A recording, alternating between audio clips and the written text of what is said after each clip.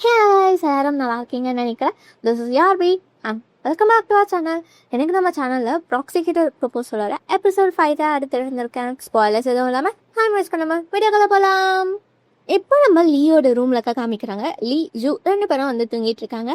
Zoo வந்து முடிச்சு பார்த்துட்டு ஐயோ என்னடா பண்ணோம் அப்படின்ற மாதிரி தலையில் கை வச்சுட்டு உட்கார்றாரு. அதுக்கப்புறம் லீயோட ஃபோனுக்கு வந்து யாரோ கால் பண்ணுறாங்க. யாரு அப்படின்னு எடுத்து பார்த்தா அங்கிள், நம்ம லீயோட அங்கிள் இருக்கான்ல, அவன் தான் வந்து கால் பண்ணுறான். இவன் வந்து ஃபோனை ஸ்விட்ச் ஆஃப் பண்ணுறாரு. அங்கேயே வந்து அந்த சீன் கட் ஆகுது. இப்போ வந்து இவர் ஆஃபீஸில் நடந்து போயிட்டுருக்காரு. இப்போ இவர் வந்து ஒரு ரூம்குள்ளே போகிறாரு. அங்கே இருக்கவர், உள்ளவா, என்ன இவ்வளோ சீக்கிரமாக வந்திருக்க, என்ன விஷயம் அப்படின்ற மாதிரி வந்து கேட்குறாரு. இல்லை, உன்கிட்ட நான் ஒரு ஹெல்ப் கேட்க தான் வந்தேன் அப்படின்ற மாதிரி வந்து சொல்கிறான் நம்ம ஜூ. என்னது, நீயா? நீ என்கிட்ட ஹெல்ப் கேட்க வரியா அப்படின்ற மாதிரி அவர் வந்து சர்ப்ரைஸ்டாக கேட்குறாரு. இல்லை, இங்கே ஒருத்தன் ரொம்ப தொல்லை பண்ணிக்கிட்டே இருக்கான் அப்படின்ற மாதிரி ஜூ சொன்னதுக்கு யாரு அப்படின்ற மாதிரி அவர் கேட்குறாரு. அப்போ நம்ம ஜூ ஒரு ஃபைலை கொடுத்து, அவர் பேர் வந்து ஹாங் சுங்கோ, அவர் வந்து இங்கே ஒரு லாண்ட்ரி பிஸ்னஸ் வந்து வச்சிருக்காரு. அது ஒன்றும் குட்டி கடை இல்லை, ஆனால் வந்து கமர்ஷியல் கம்பெனி, நல்ல பெரிய கம்பெனி. அதுக்கு வந்து நிறைய கார்ப்பரேட் கிளைண்ட்ஸ்லாம் கூட வருவாங்க. இவரை பற்றி நல்லா தேடிப்பாரு, ஏதாவது கிடைச்சா வந்து சொல்லு. நீ இந்த மாதிரி கார்ப்பரேட் அண்ட் எக்கனாமிக் கேசஸ்லாம் நல்லா பண்ணுவல, அதனால தான் உன்கிட்ட எடுத்துகிட்டு வந்தேன் அப்படின்ற மாதிரி வந்து நம்ம ஜூ சொல்கிறாரு. சரி, இவர் ஒன்று என்ன பண்ணாரு உனக்கு கோவம் வர அளவுக்கு அப்படின்ற மாதிரி அந்த ப்ராசிக்யூட்டர் கேட்குறாரு. இல்லை, இவன் எனக்கு முக்கியமான ஒருத்தரை தொல்லை பண்ணிக்கிட்டே இருக்கான், ஆனால் வந்து அவனுக்கு பழி வாங்கணுன்றனால நான் இப்படி பண்ணுறேன் அப்படின்ற மாதிரி வந்து ஜூ சொல்கிறாரு. என்னது, உனக்கு முக்கியமானவங்களா இருக்காங்களா அப்படின்ட்டு அவர் சர்ப்ரைஸ் தான் கேட்குறாரு. அதுக்கப்புறம் உனக்கு இந்த மாதிரி டார்கெட் பண்ணி இன்வெஸ்டிகேட் பண்ணுறதே பிடிக்காதே, நீயா இப்படி வந்து கேட்குற அப்படின்ற மாதிரி அவர் வந்து கேட்குறாரு. எல்லாத்துக்கும் ஒரு எக்ஸப்ஷன்ஸ் இருக்கும்ல, அந்த மாதிரி இதையும் விட்டுடு அப்படின்ற மாதிரி ஜூ சொல்கிறாரு. ஓ, நீயும் மனுஷன் தானா அப்படின்ற மாதிரி வந்து அந்த ப்ராக்சிக்யூட்டர் சொல்கிறாரு. நீ இப்போ எனக்கு பண்ணுற ஹெல்ப்பை வந்து நான் என்னைக்காவது உனக்கு திருப்பி பண்ணிடுறேன் அப்படின்ற மாதிரி வந்து நம்ம ஜூ வந்து ப்ராமிஸ் பண்ணுறாரு. அதுக்கு அவரும் ஓகே, ஆனால் உனக்கு அந்த முக்கியமான பர்சன் யார் அது என்கிட்ட சொல்ல அப்படின்ற மாதிரி அவன் வந்து கேட்குறான். அதுக்கு ஜூ, இல்லை நான் கிளம்புறேன் அப்படின்ட்டு வந்து சொல்லிட்டு கிளம்புறாரு. இவர் வந்து டேய் யாரா அது, சொல்லிட்டு போடா அப்படின்ற மாதிரி வந்து கேட்குறான். அவர் வந்து கண்டுக்காமல் அப்படியே வந்து போயிடுறாரு. யாரு கால் பண்ணா அப்படின்ட்டு பார்த்தா நம்ம லீ தான் வந்து கால் பண்ணியிருக்கான். இவர் எடுத்து ஹலோ அப்படின்ற மாதிரி சொல்கிறாரு. எங்கே இருக்கீங்க அப்படின்ற மாதிரி அவன் கேட்குறான். நான் எங்கே இருக்கேன், எல்லாத்தையும் உங்ககிட்ட ரிப்போர்ட் பண்ணணுமா அப்படின்ற மாதிரி ஜூ சொல்கிறாரு. இல்லை சாரி அப்படின்ட்டு லீ சொல்கிறான். எனக்கு இப்படி கால் பண்ணி டைம் வேஸ்ட் பண்ணுறதுக்கு பதில் நீ வந்து வேலைக்கு வரணும்ல, உனக்கு டைம் ஆகலையா அப்படின்ற மாதிரி வந்து ஜூ கேட்குறாரு. இல்லை, என் ஃபோன் ஸ்விட்ச் ஆஃப் ஆகிடுச்சா, அதனால் அலாமும் அடிக்கல, அதனால் நான் லேட்டாக இருந்துக்கேன் அப்படின்ற மாதிரி லீ வந்து சொல்கிறான். ஓ, வேலையும் ஒழுங்காக இப்போ பண்ணலை, இதுக்கு மேலே எக்ஸ்கியூஸ் வேற சொல்கிறியா அப்படின்ற மாதிரி அவர் கேட்குறாரு. இல்லை சாரி, நான் சீக்கிரமாக வந்துடுறேன் அப்படின்ட்டு லீ சொல்கிறான். இல்லை, நீ வேலைக்கெல்லாம் வராத அப்படின்ட்டு வந்து ஜூ சொல்கிறாரு. இல்லை, நான் கொஞ்ச நேரத்துலேயே அங்கே வந்துடுறேன் அப்படின்ற மாதிரி அவன் வந்து பெட்லேருந்து எழுந்துக்கிறான். அப்படியே வந்து பெட்லேருந்து தெரியாமல் கீழேயும் விழுந்துடுறான். நீ ஒன்றும் இங்கே வர தேவையில்ல அப்படின்ட்டு வந்து ஜூ சொல்கிறாரு. என்னாச்சு, நான் ஏதாவது தப்பு பண்ணிட்டேனா அப்படின்ற மாதிரி லீ கேட்குறான். இல்லை, நீங்கள் ஆஃபீஸ்க்கு வர தேவையில்ல, ஸ்ட்ரைட்டாக வந்து சீனுக்கே போயிடு, நான் அங்கே வந்து நான் மீட் பண்ணுறேன், அதனால் அது பண்ண முடியும் தானே அப்படின்ற மாதிரி ஜூ கேட்குறாரு. ஓகே அப்படின்ட்டு சொல்லிட்டு இவனும் ஃபாலோ கட் பண்ணிடுறான். அதுக்கப்புறம் ரூமை சுற்றி பார்த்தா நம்ம ஜூவோட கையில் ஒரு ப்ளூ கலரில் கேப் மாதிரி போட்டிருப்பார்ல, அது இருக்குது. அதை வந்து இவன் வந்து போட்டு பார்க்குறான். அப்போ தான் அவனுக்கு வந்து நேற்று நடந்தது எல்லாம் ஞாபகம் வருது. ஐயோ லீ, என்ன பண்ணி வச்சிருக்க அப்படின்ற மாதிரி அவன் வந்து தலையிலே கை வச்சுட்டு உட்காடுறான். அங்கேயே வந்து இந்த சீன் வந்து கட் ஆகுது. இப்போ இவன் வந்து சைட்டுக்கு தான் வந்து போயிருக்கான். அங்கே போயிட்டு ஐடி கார்டை காமிச்சிட்டு உள்ளே போனால் அங்கே வந்து சாங் இருக்காரு. சாங் எப்போ வந்தீங்க அப்படின்ற மாதிரி கேட்க, இல்லை நான் காலிலேருந்தே இங்கே தான் இருக்கேன் அப்படின்ட்டு அவர் சொல்கிறாரு. சரி, கத்தியை கண்டுபிடிச்சிங்களா அப்படின்ற மாதிரி இவன் கேட்க, இல்லை நம்ம வேற ஏதாவது தான் எவிடன்ஸ் கண்டுபிடிக்கணும் போல, அந்த கத்தி இங்கே கிடைக்கவே இல்லை, கொலை பண்ணவன் எல்லாத்தையும் பிளான் பண்ணியிருக்கான் அப்படின்ட்டு வந்து சாங் வந்து சொல்கிறாரு. அப்போ அங்கே வந்து அந்த ஃபேமிலி ஃபோட்டோ இருக்குது. அதை பார்த்துட்டு லீ கேட்குறாரு, எதுக்கு அவங்க ஹஸ்பண்டே கொண்டு இருப்பாங்க, உனக்கு ஏதாவது ஐடியா இருக்கா அப்படின்ற மாதிரி வந்து லீ கேட்குறான். இதுக்கு ஒரு வேளை 2 காரணம் இருக்கும். ஒன்று சீட் பண்ணணும் அப்படின்றதுக்காக கொலை பண்ணியிருப்பாங்க, இல்லாட்டி லைஃப் இன்சூரன்ஸ் கிடைக்கும் அப்படின்றதுனால கொலை பண்ணியிருப்பாங்க. நீங்கள் இதில் என்ன பெட்டர் அப்படின்னு நினைக்கிறீங்க அப்படின்ற மாதிரி அவன் லீயை பார்த்து கேட்குறான். என்ன சொல்கிற, எனக்கு ஒன்றும் புரியலை அப்படின்ற மாதிரி வந்து இவன் கேட்க, இல்லை இதில் நீங்கள் எது பெட்டர்னு நினைக்கிறீங்க? அந்த குட்டி பையனோட அம்மாவே அவங்க அப்பாவை கொலை பண்ணியிருக்காங்க. அப்போது அந்த குழந்தை இடத்துலேருந்து பார்த்தா எது கொஞ்சம் பெட்டராக இருக்கும்?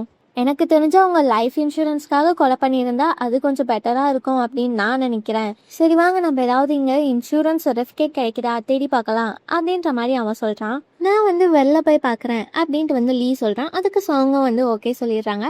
இப்போ லீ வெளில பார்த்துட்ருக்கேன். அங்கே பார்த்தா ஒரு யூஸ் பண்ண பாதி சிகரெட் பீஸ் இருக்குது. அதை எடுத்து வச்சு அப்போ பார்த்தா பின்னாடி யாரோ எட்டி பார்க்குற மாதிரி இருக்குது. இவனும் யார் அது அப்படின்ட்டு பார்க்குறான். பார்த்தா அந்த குழந்தை தான் வருது. அங்கே ஒரு கார் பொம்மை இருக்குது. அந்த குட்டி பையன் அந்த கார் பொம்மையை எடுத்துட்டு நிற்கிறான். அப்போ லீ கேட்குறான், நீங்கள் எப்படிடா வந்த? நீங்களாம் வரக்கூடாது அப்படின்ற மாதிரி இவன் சொல்ல, ஏன் இது என்னோட வீடு, நான் வரக்கூடாதா அப்படின்ற மாதிரி அந்த குட்டி பையன் கேட்குறான். இது என்னோட வீடா அப்படின்ற மாதிரி லீ ஒன்றும் சொல்ல தெரியாமல் நிற்கிறான். இல்லை இந்த காரை தான் நான் எடுக்க வந்தேன், எவ்வளோ அழகாக இருக்குல்ல இந்த கார் அப்படின்ற மாதிரி அவன் கேட்க, ஆமாம் இந்த கார் ரொம்ப சூப்பராக இருக்குது அப்படின்ட்டு லீ சொல்கிறான். அப்போ அந்த குட்டி பையன், இந்த காரை நான் என்னோட ட்ரிப்புக்கு எடுத்துகிட்டு போகிறேன் அப்படின்ட்டு சொல்கிறான். என்ன நீ என்ன ட்ரிப் போறியா அப்படின்ட்டு லீ கேட்க, ஆமாம் நான் பிளெயினில் ஏறி இங்கேருந்து தூரமாக போக போகிறேன், ஜாலியாக இருக்கும் அப்படின்ற மாதிரி சொல்கிறான். அதுக்கு லீ, இதை பற்றி இன்னும் என்கிட்ட சொல்ல, எனக்கும் கேட்கணும்னு ரொம்ப ஆசையாக இருக்குது. நீ எப்போ கிளம்புற, எங்கே போகிற, யார் கூட போகிற அப்படின்ற மாதிரி கேட்குறான். இல்லை நான் எங்கள் அம்மா கூட தான் போகிறேன் அப்படின்ட்டு அந்த குட்டி பையன் சொல்கிறான். அதுக்குள்ளே அவங்க அம்மாவும் வந்துடுறாங்க. உன்னை யாரா இங்கெல்லாம் வர சொன்னது என்கிட்ட சொல்லாமல் அப்படின்ற மாதிரி அந்த குழந்தைய கேட்குறாங்க. அவன் நான் இந்த பொம்மை எடுக்க தான் வந்தேன் அப்படின்ட்டு சொல்கிறான். இல்லை உன்னை காணோன்ட்டு நான் ரொம்ப கவலைப்பட்டேன் அப்படின்ட்டு அவங்க சொல்கிறாங்க. அப்போ லீ அவங்கள பார்த்து ஹலோ அப்படின்ட்டு சொல்கிறான். நீங்கள் என்ன இங்கே பண்ணிகிட்ருக்கீங்க? நீங்கள் லியான்ஸுவை அரெஸ்ட் பண்ணுறதுக்காக இன்னும் எவிடன்ஸ் தேடிட்டு இருக்கக்கூடாதா? இங்கே என்ன பண்ணிகிட்ருக்கீங்க என் வீட்டில் அப்படின்ற மாதிரி அவங்க கேட்குறாங்க. அதுக்கு லீ, நீங்கள் இங்கே தான் பக்கத்தில் இருக்கீங்களா அப்படின்னு கேட்குறான். ஆமாம் என்னோட சிஸ்டரோட வீடு இங்கே பக்கத்தில் தான் இருக்குது, அதனால தான் நான் இங்கே ஸ்டே பண்ணிகிட்ருக்கேன். ஆனால் நீங்கள் ஏன் இன்னும் லியான்ஸுவை அரெஸ்ட் பண்ணவே இல்லை? ஆல்ரெடி உங்ககிட்ட அவ்வளோ எவிடன்ஸ் இருக்குல்ல, அவனோட கத்தி கூட உங்ககிட்ட இருக்குது அப்படின்ற மாதிரி அவங்க கேட்குறாங்க. இருக்குது, ஆனால் நாங்கள் எல்லாத்தையும் பேப்பரில் டிராஃப்ட் பண்ணுறதுக்கு முன்னாடி கடைசியாக ஒன் டைம் சீனை சர்வை பண்ணி பார்ப்போம் அப்படின்ற மாதிரி லீ சொல்கிறான். சீக்கிரமாக அவனை பிடிச்சி ஜெயிலில் போடுங்க அப்படின்ற மாதிரி அவங்க அம்மா சொல்கிறாங்க. அப்போது இவங்க இங்கே இருக்கிறது தெரியாமல் சாங் பின்னாடி, மிஸ்டர் லீ நான் கண்டுபிடிச்சிட்டேன் அப்படின்ட்டு கத்திட்டு வரான். இவங்க இருக்கிறத பார்த்துட்டு அவன் அந்த இன்சூரன்ஸை பின்னாடி வச்சுக்கிறான். ஹலோ அப்படின்ட்டு சொல்கிறான். இவங்களும் கிளம்பிடுறாங்க குழந்தைய கூப்பிட்டுக்கிட்டு. என்ன நீ கண்டுபிடிச்சிட்டியா அப்படின்ட்டு லீ கேட்குறான். ஆமாம் நான் கண்டுபிடிச்சிட்டேன், இது ஒரு லைஃப் இன்சூரன்ஸ் 150 மில்லியன் ஒன்னுக்கு எடுத்திருக்காங்க. இது அவங்க ஹஸ்பண்டோட நேமில் இருந்திருக்கு அப்படின்ற மாதிரி அவன் சொல்கிறான். வா அப்போ நம்ம கிளம்பலாம் அப்படின்ட்டு லீ சொல்கிறாங்க. அங்கேயே சீன் கட் ஆகுது. இப்போ ஆஃபீஸில் 3 பேரும் உட்காந்து அந்த இன்சூரன்ஸை பார்த்துட்ருக்காங்க. அப்போ நம்ம ஜூ கேட்குறாரு, நீங்கள் அங்கே தேடிட்டு இருந்ததை அந்த குழந்தையோட அம்மா பார்த்துட்டாங்களா அப்படின்ட்டு.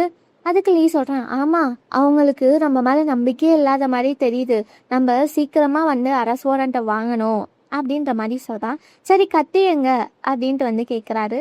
எங்களால் கத்தியை கண்டுபிடிக்க முடியல அப்படின்ட்டு அவங்க சொல்கிறாங்க. மிஸ்டர் சாங் நீங்கள் இப்பயே போயிட்டு போலீஸை அவங்கள கண்காணிக்க அனுப்புங்க, ஏன்னா அவங்க காணாமல் போயிட்டாங்கன்னா அப்புறம் நம்மளுக்கு கஷ்டமாயிடும் அப்படின்ற மாதிரி சொல்கிறாரு. இது பண்ணியே ஆகணுமா, அவ்வளோ நெசசரியா? நம்ம இதை போலீஸை பண்ண சொன்னால் அவங்களும் கேட்க மாட்டாங்க அப்படின்ற மாதிரி சாங் சொல்கிறான். அதுக்கு லீ, அது ஒன்றும் இம்பார்ட்டண்ட் இல்லை, ஆனால் அவங்க எஸ்கேப் ஆகிட்டா அதுக்காக தான் நம்ம இதை பண்ணுறோம் அப்படின்ற மாதிரி லீ சொல்கிறான். அதே சாங், ஓ லீ நீங்கள் இப்போ அப்படியே ஜூ மாதிரியே பேசுனீங்க தெரியுமா, நீங்கள் 2 பேர் இப்போல்லாம் ஒரே வைப்ஸ் கொடுக்குறீங்க அப்படின்ற மாதிரி சொல்கிறான்.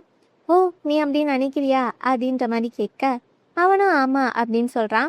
அப்போ ஜூ சாங்கை கூப்பிட்டு சீக்கிரமாக போயிட்டு நீங்கள் போலீஸ்க்கு கால் பண்ணி சொல்லுங்கள், அவளை கண்காணிக்க சொல்லுங்கள் அப்படின்ற மாதிரி சொல்கிறாரு. நம்ம சாங்கும் நான் இப்போயே கால் பண்ணிடுறேன் அப்படின்ட்டு சொல்லிட்டு 2 கால் பண்ணி போலீஸ்கிட்ட நம்ம ஜூ சொன்னதை சொல்கிறான்.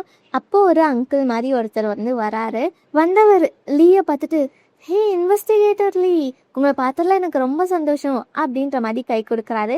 இவனும் கை கொடுக்குறான். அப்போ நம்ம ஜூ லீ கிட்ட சொல்கிறாரு, இதுதான் டைரக்டர் டாக், இவர் கிரிமினல் டிவிஷன் 2லேருந்து வராரு அப்படின்ற மாதிரி இன்ட்ரடியூஸ் பண்ணி வைக்கிறாரு. இப்போ இவங்க 3 பேரும் உட்காந்து டீ குடிச்சிட்டு இருக்காங்க.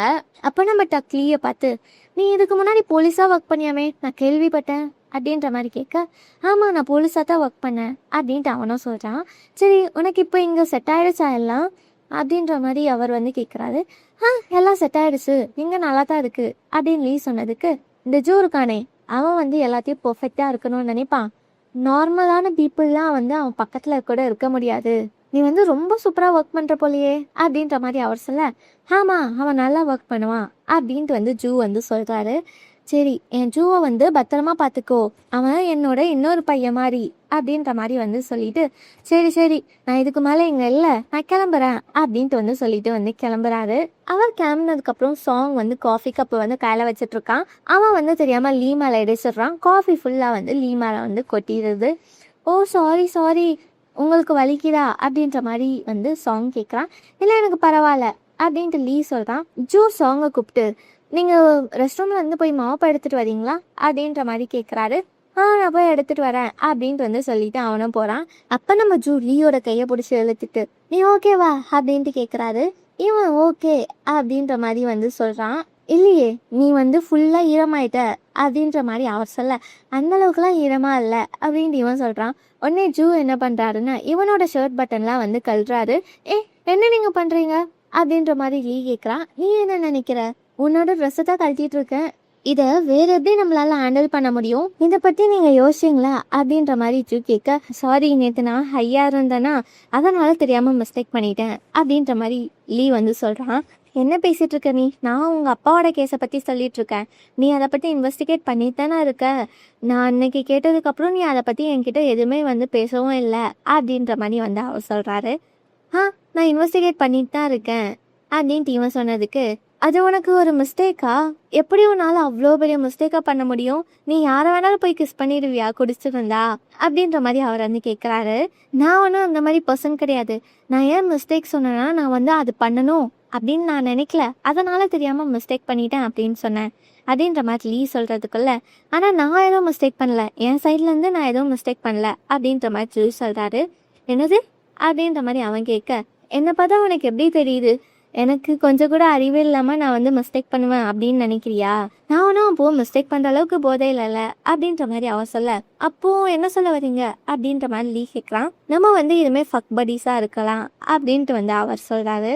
இவனும் வந்து அமைதியாக இருக்கான். உடனே ஜூ, ஓ சாரி நான் வந்து உனக்கு வேற ஏதாவது ஐடியா கொடுத்துருந்தேன், என்னை வந்து மன்னிச்சுக்கோ, ஆனால் எனக்கு வந்து உன் மேலே ஃபீலிங்ஸ் வரும் அப்படின்ற மாதிரிலாம் நீ நினச்சிடாத அப்படின்ற மாதிரி வந்து அவர் சொல்கிறாரு. அதுக்கு நம்ம லீ சொல்கிறான், உங்களுக்கு அறிவே இல்லாமல் நீங்கள் பண்ணியிருந்தா கூட அது பரவாயில்ல போலையே அப்படின்ற மாதிரி, நீ என்ன வேணுமோ நினச்சிக்கோ, ஆனால் அதை வந்து என்கிட்ட சொல்லாத அப்படின்ற மாதிரி வந்து அவர் சொல்கிறாரு. அப்போ கரெக்டாக சாங் மாப்பை எடுத்துகிட்டு வந்துட்டேன் அப்படின்ற மாதிரி வந்து வராரு. இன்னும் என்ன வெயிட் பண்ணிகிட்ருக்க, போய் ட்ரெஸ்ஸை மாற்று, என் ரூமில் ஒரு எக்ஸ்ட்ரா ஷர்ட் இருக்குது அதை போய் போட்டுக்கோ அப்படின்ற மாதிரி ஜூ சொல்கிறாரு. இவனும் ஓகே அப்படின்ட்டு சொல்கிறான். இப்போ வந்து அவன் வந்து ட்ரெஸ் மாற்றிட்டு இருக்கான் நம்ம ஜூவோட ரூமில்.